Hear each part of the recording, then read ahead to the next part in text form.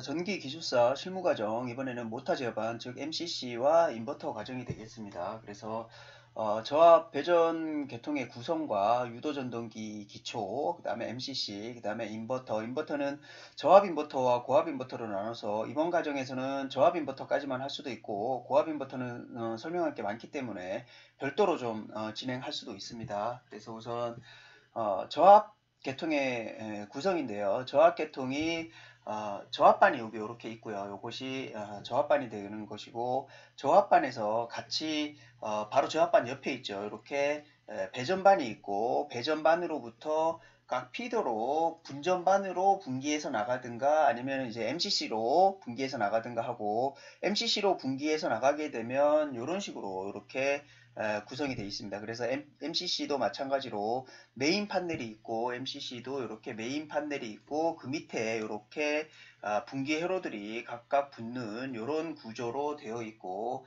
사진으로 한번 살펴보면 이것이 이제 저압반이 되는 것이죠. 저압반이 되는 것이고 이것이 배전반이 되는 것이죠. 배전반에 이렇게 각 용량별로 분기 회로에 대한 용량별로 차단기들이 있고 MCC 여기에서 특정 회로에서 MCC 특정 회로로 가고 이 MCC에서 이렇게 다시 분기해서 이것이 메인 회로가 되고 다시 분기해서 나가는 이런 형태가 물리적인 구성이고 그래서 이렇게가 MCC가 한 세트라고 하면 이 사진에서 보는 것처럼 여기가 메인 판넬 즉 요만큼이 메인 판넬이 되는 거고 여기가 각각 분기 회로가 되는 겁니다. 그래서 이 사진에서 보는 것처럼 이렇게 각각 분기 회로들이 있고 MCC 판넬은 우리가 인버터가 있는 경우 없는 경우 있는데 뭐 큰 차이는 없고 인버터가 있으면 인버터를 제어할 수 있게끔 이렇게 최근에는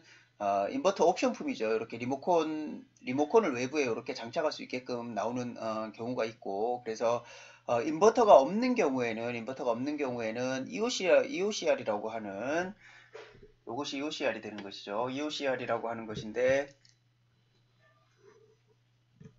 이 EOCR은 슈나이더 일렉이죠. 슈나이더 일렉의 제품 이름인 거고 뭐 슈나이더 일렉 같은 경우에는 EOCR, 그 다음에 뭐 LS 산전 제품일 경우에는 EMPR 뭐 이런 식으로 구성이 되는 겁니다. 그래서 어쨌든 보호 계정기이고 디지털 보호 계정기입니다. 그래서 모터 같은 경우에는 기동 전류 때문에 디지털 보호 계정기가 오동작하는 경우가 많은데 이런 디지털 타입은 그런 것들을 세팅을 자유자재로 할 수 있기 때문에 그 사용이 매우 편리합니다. 그리고 이것은 분기 회로에 있는 차단기고 이것은 MCC 반에서 이렇게 수동 조작을 할 것이냐 아니면 어, 원격에서 기동 정지를 할 것이냐 그거에 대한 선택 스위치이고 앞에서도 설명드린 대로 이런 타입의 스위치는 램프와 스위치가 일체형입니다. 그래서 이렇게 프레임이 있는 이유는 램프가 돌출되어 있으면 예를 들어서 버튼이 이렇게 그냥 돌출되어 있으면 지나가면서 눌릴 수가 있기 때문에 이런 경우에는 꼭 이렇게 프레임으로 이렇게 되어 있고 ON을 시키면 이 버튼을 누르게 되면 여기 램프가 점등하면서 이제 모터가 기동하는 순서이고 예를 들어서 EOCR이라든가 이런 것들이 동작을 하게 되면 이렇게 리셋을 시켜줘야지만 다시 재기동이 되는 그런 구조로 되어 있고 인버터 같은 경우에는 이렇게 리모컨 판넬이 외부에 나와 있는 경우도 있고 아니면 제어 시스템을 별도로 구축을 해서 보통 인버터가 설치되는 경우에는 PLC 제어 시스템이 같이 구축이 됩니다. 그래서 그 부분은 뒤에서 좀 설명을 드리고 그래서 전체적인 구성은 다시 한번 말씀드리면 변압기 2차 측에서 저압반이 있고 ACB 판넬이라고 하는 저압반이 있고 이 저압반에서 배전반이 있을 것이고 이 배전반으로부터 각각 분전반으로 각 피더별로 나갈 거고 그 중에는 또 MCC 회로로 분기해서 나가는 회로가 있을 것이고 그 MCC 회로에서 여기가 메인이 되면 이 메인으로 들어와서 다시 각 분기 회로로 모타로 또 분기되는 그런 구조로 되어 있는 게 주된 구성이고 이제 유도 전동기에 대해서 좀 알아보겠습니다. 우리가 저압 계통에서 펌프라든가 팬이라든가 이런 것을 쓸 수 있는 모터는 직류 전동기와 유도 전동기, 동기 전동기가 있는데 정밀 제어가 필요하지 않는 펌프라든가 팬 같은 것들은 다 유도 전동기를 사용하고 있습니다. 유도 전동기는 동기 전동기에 비해서 효율이 낮고 역률이 낮은 단점이 있지만 이 그림에서 보는 것처럼 구조가 매우 간단하고 가격이 싸서 제어 시스템도 굉장히 간단하죠. 그래서 많은 장점이 있기 때문에 유도 전동기가 대부분이 사용이 되고, 유도 전동기에 대한 구조는 이 그림에서 보는 것처럼 여기가 회전자 본선이죠. 회전자 본선이고 요것이 2차 로터 회전 권선입니다. 그런데 그림에서 보는 것처럼 우리가 보통 동기 전동기 같은 경우에는 물리적으로 쉽게 이해가 가죠. 여기 이렇게 권선이 A상 권선, 그 다음에 120도 이상 차를 두고 B상 권선, 그 다음에 또 다시 120도 이상 차를 두고 C상 권선 이렇게 있고, 여기에 이렇게 회전자가 동기 영구자석 또는 전자석으로 이렇게 연결이 되어 있는 겁니다. 그래서 이것이 전자석이라면 여기다가 2차에다가 이제 DC를 인가하면 이게 자석이 되고, 당연히 삼상 권선에다가 삼상을 인가를 하면 회전 자개가 발생하니까 당연히 회전 자개라는 것은 쉽게 얘기해서 이렇게 여기 자석 NS가 있으면 요것을 이렇게 돌리는 거죠. 돌리면 회전 자개가 되는 거고, 삼상 권선을 이와 같이 배치를 하고 여기다가 A상, 그 다음에 여기에 B상, 그 다음에 여기에 C상 이렇게 인가를 하게 되면 회전 자개가 발생을 합니다. 그러면 당연히 여기도 전자석 또는 영구자석이니까 같이 따라서 도는 형태가 동기 전동기인데, 유도 전동기 같은 경우에는 그냥 이렇게 단락 동선으로 되어 있습니다. 여기를 예를 들어서 요 회로를 놓고 보면, 이 회로와 이 반대편 회로를 놓고 보면 그냥 회로가 이렇게 되는 것이죠. 그냥 이렇게 회로가 단락 동선이 되는 것입니다. 그래서 1차 측에 전원을 인가하게 되면 이렇게 회전 자개가 생기고, 이 회전 자개는 2차 도체와 세교를 하는 것이죠. 2차 도체가 예를 들어서 이렇게 가만히 있는데 여기 이 도체 주위로 회전 자개가 만들어지게 되면 시간에 따라서 세교하는 자석의 양이 변화하는 것이죠. 그러면 이 도체에 유기되는 유기기전력 E는 dt분의 d파이가 되는 것이죠. 이렇게 되는 것이니까 자속이 시간에 따라서 변하니까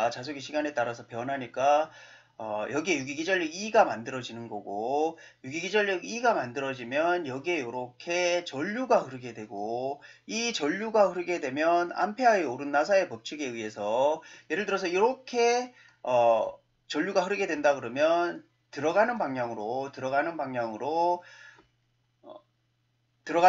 자개가 만들어지는 것이죠. 그래서 암페어의 오른나사 법칙은 이렇게 주먹을 전류가 가는 쪽으로 말아지면 엄지손가락이 자개의 방향이 되는 것이죠. 그래서 어쨌든 물리적으로는 1차 권선에 전원을 인가를 하면 전원을 인가를 하면 회전 자개가 만들어지고, 그 회전 자개가 만들어지면 그 회전 자개가 2차 도체와 세교를 하면 2차 도체에 전압이 유기되고, 전압이 유기되면 당연히 폐로니까 여기에서부터 전류가 만들어지고, 전류가 만들어지면 다시 암페어의 주해의 법칙에 의해서 자개가 만들어진다라는 것이고, 자개가 만들어진다는 얘기는 결국은 또 자석이 만들어진 거죠. 이런 자석이 만들어진 거니까 동기전동기하고 동일하게 1차 권선과 2차 권선이 상호작용을 해서 회전을 하게 되는 게 유도전동기의 원리가 되겠습니다.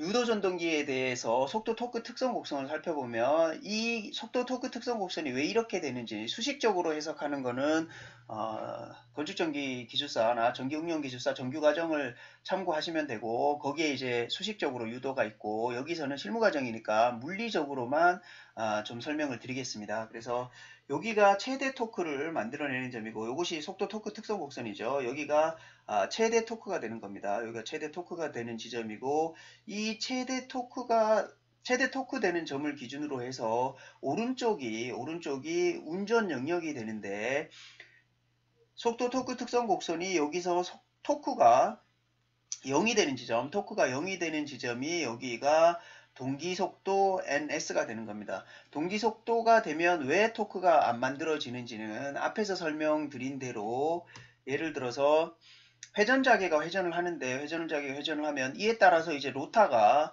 2차 측 이 로타가 돌기 시작하죠. 돌기 시작하면서 이 곡선을 타고 이렇게 속도가 계속 증가를 합니다. 속도가 증가를 계속 하다가 동기 속도까지 만약에 속도가 증가를 했다라고 하면 지금 예를 들어서 요 회전자계가 이렇게 회전을 하는데 이 속도가 예를 들어서 1800rpm으로 회전을 한다라고 하면 2차 측의 로터의 회전 속도도 만약에 동기 속도까지 1800rpm까지 증가를 했다라고 하면 1차 측과 2차 측이 지금 같은 속도로 회전하는 것이죠. 그러니까 1차 측도 지금 1800rpm, 2차 측도 1800rpm이니까 동일 속도로 가니까 상대 속도가 제로가 되는 것이고, 상대 속도가 제로가 된다는 얘기는 자속의 변화량이 없는 것이죠. 자속의 변화량이 없으니까 유기기전력 E가 만들어지지 않고, 유기기전력 E가 만들어지지 않으니까 전류가 흐르지 않고,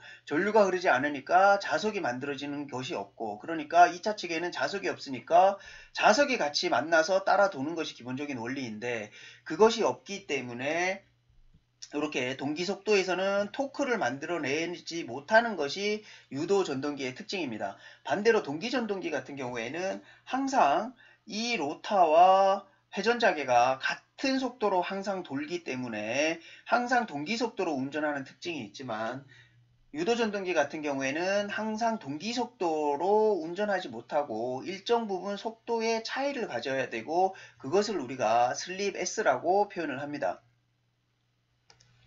그래서 부하 토크가 이렇게 된다라고 했을 때 부하 토크와 전동기의 토크가 만나는 점이 운전점이 되니까 이 부분이 운전점이 되는 거고, 여기가 지금 동기속도 ns이고 여기가 실제 운전속도 n이 되는 것입니다. 그리고 슬립은 여기가 0이 되는 것이고, 즉 동기속도로 같이 운전한다는 뜻이죠. 그러니까 슬립이 제로, 슬립이 없다라는 뜻이고, 여기가 슬립이 1이 되는 지점입니다. 당연히 전동기가 처음에 전원을 딱 인가를 해서 회전자계가 만들어지기 시작하고 얘가 돌기 시작할 때는 처음에는 속도가 0에서부터 시작하니까 속도가 0인 거고, 속도가 로타의 속도가 0이라는 것은 상대 속도는 최대가 된다는 뜻이죠. 그러니까 당연히 슬립은 1에서부터 출발해서 동기 속도가 되면 0이 되는 거고, 그러니까 이쪽으로 갈수록 슬립은 작아지는 것이 되는 것이죠. 슬립은 작아지는 것이 되는 것이고, 보통 이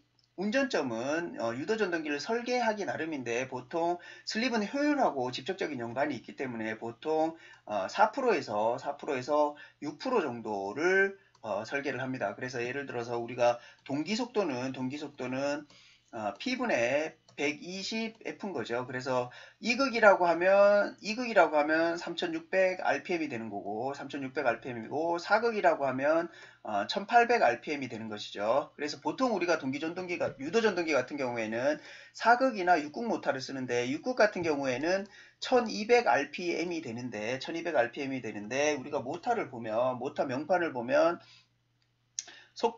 지금 속도가 어디 나와 있을 텐데, 여기 나와 있죠. 회전수가 1800rpm이 아니라 1740rpm이죠. 그러니까 동기 속도로 돌면 토크가 만들어지지 않기 때문에 유도전동기는 반드시 슬립이 존재하고, 이 전동기 같은 경우에는 속도를 1740으로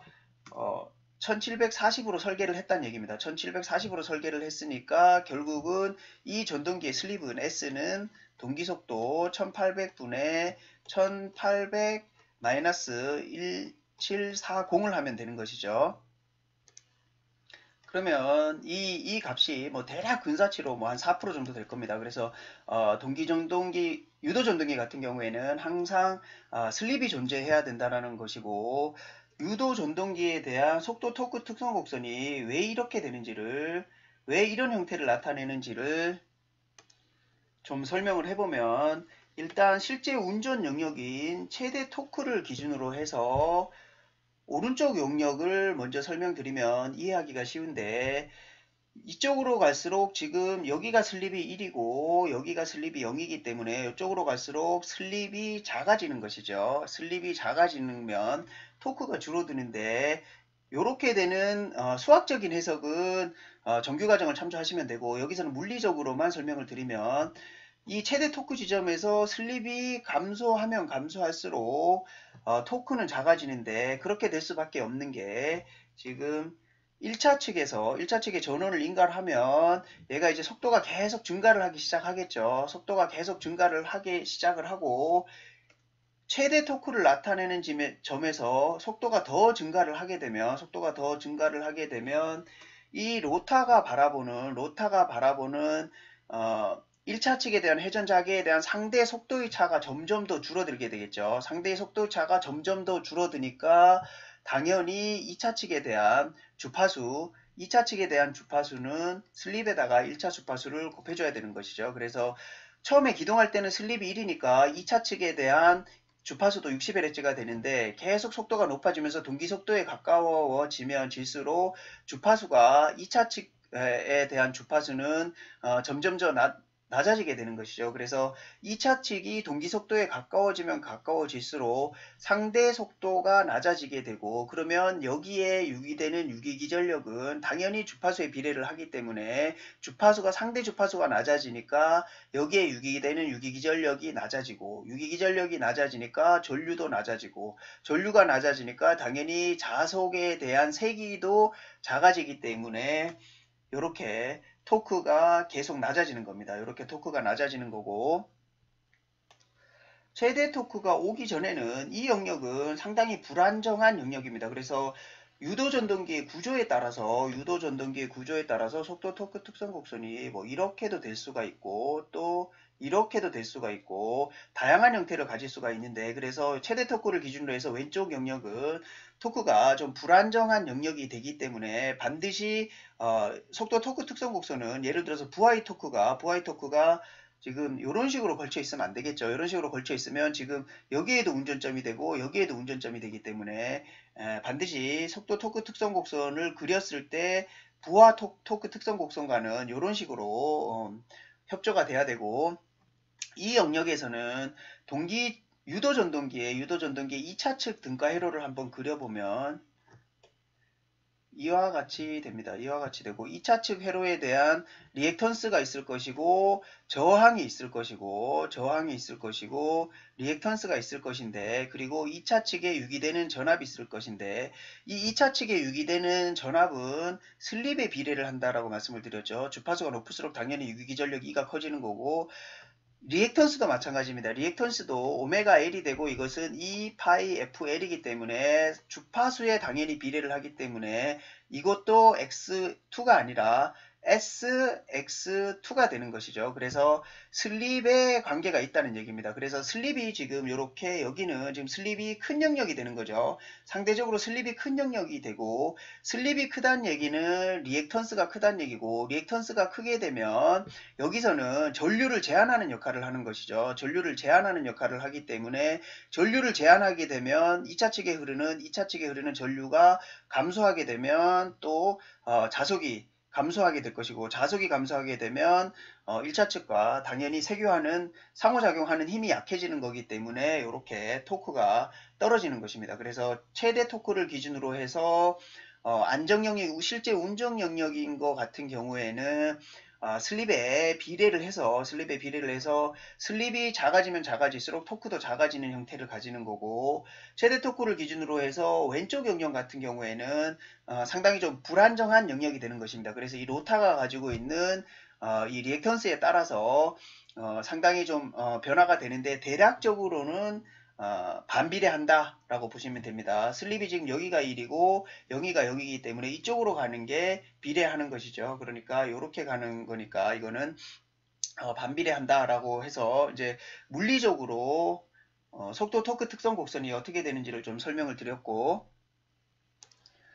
유도전동기 명판을 보는 법을 좀 설명을 드리면 회전수 같은 경우에는 앞에서 설명드린 대로 유도전동기는 동기전동기처럼 동기속도로 회전할 수 없다. 슬립 S가 반드시 존재해야지만 토크를 만들어낼 수 있다. 그렇기 때문에 회전수가 예를 들어서 4극이나 6극이 일반적으로 많이 사용되는데 6극 같은 경우에는 1800rpm이어야 되는데 1800rpm이 아니라 지금 1740이 된 거죠. 그 슬립이 있기 때문에 그렇게 된 거고, 전류는 뭐 전격 용량이 정해지면, 여기서 이 용량이 정해지면 전격 전류는 그에 따라서 정해지는 거고, 여기에 보통은 기동 계급을 명기하는 경우도 있습니다. 전동기는 기동 계급이라는 것이 있는데, 이 기동 계급이라는 것은 예를 들어서 전동기가 10kW라고 하더라도 이것이 기동할 때의 입력 용량은 60에서 70 kVA가 됩니다. 이렇게 되는 이유는 전동기는 기동할 때 기동전류가 많이 흐르는데, 여기서 보는 것처럼 기동전류가 많이 흐르죠. 기동전류가 많이 흐르는 메커니즘도 제가 앞에서 설명한 것과 동일한 메커니즘입니다. 기동전류가 많이 흐르는 이유는 이 등가에러에서 처음에 기동할 때는 회전자가 지금 속도가 0이기 때문에 상대 속도가 1이 되는 것이죠. 그래서 슬립이 1이 되는 것이고, 슬립이 1이 되니까 2차 측에 유기되는 전압이 높은 것입니다. 전압이 높으니까 당연히 2차 측은 그냥 단락되어 있는 상태니까 높은 단락 전류가 흐르는 것이죠. 그리고 속도가 점점 더 증가해 가면서 슬립이 작아지니까 2차 측에 유기되는 전압도 작아지고, 그에 따라서 전류도 작아지는 것이죠. 그래서 기동할 때는 이와 같은 사유로 인해서 기동전류가 많이 흐르게 되고, 그 기동전류가 보통 5에서 6배 정도가 되기 때문에, 기동전류가 5에서 7배 정도 되기 때문에 100kW짜리라고 하더라도 입력 용량은, 기동시 입력 용량은 50에서 70kVA가 되고, 모터를 어떻게 설계를 하느냐에 따라서 A등급부터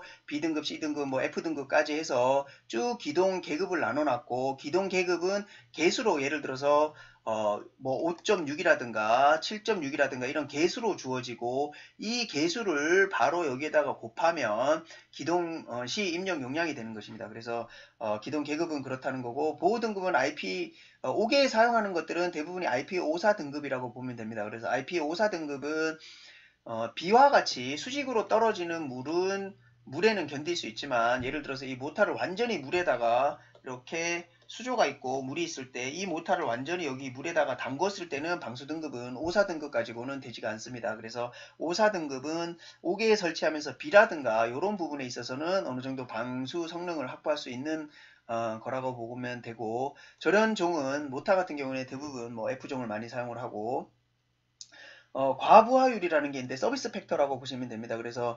모터가 얼마나 과부하로 운전할 수 있느냐 정도를 나타내는 건데, 결국은 모터가 과부하 운전을 할 수 있는 거는 이 절연물이 온도 상승 범위 내를 견디게끔 하는 거고, 이 절연물은 지금 F종이기 때문에 절연물에 대한 온도 상승은 정해져 있죠. 그런데 서비스 팩터가 생길 수 있는 거는, 예를 들어서 열을 방열하는 구조를 조금 더 효율적으로 했다던가, 열을 조금 더 쉽게 방열할 수 있는 구조로 만들어내게 되면 일시적인 과부하에 대해서는 모터가 견딜 수 있기 때문에 이런 과부하율이 적용되어 있는 것이고,